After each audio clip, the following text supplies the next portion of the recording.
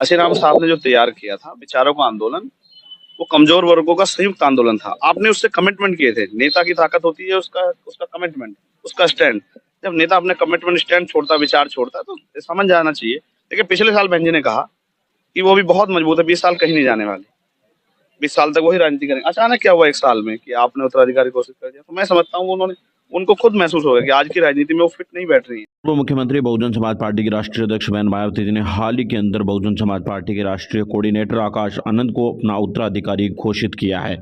उन्हें उत्तराधिकारी घोषित करने के बाद अलग अलग राजनीतिक पार्टियों की अलग अलग प्रतिक्रिया सामने आ रही है, लेकिन भीम आर्मी के प्रमुख चंद्रशेखर आजाद ने आज बड़ी प्रतिक्रिया दी है।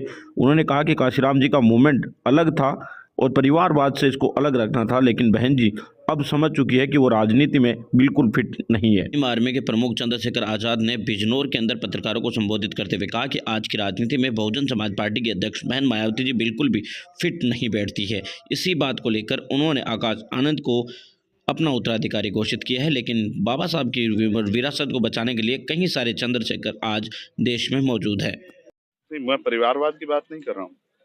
बेसिकली काशीराम साहब ने जो तैयार किया था विचारों का आंदोलन, वो कमजोर वर्गों का संयुक्त आंदोलन था। आपने उससे कमिटमेंट किए थे। नेता की ताकत होती है उसका उसका कमिटमेंट, उसका स्टैंड।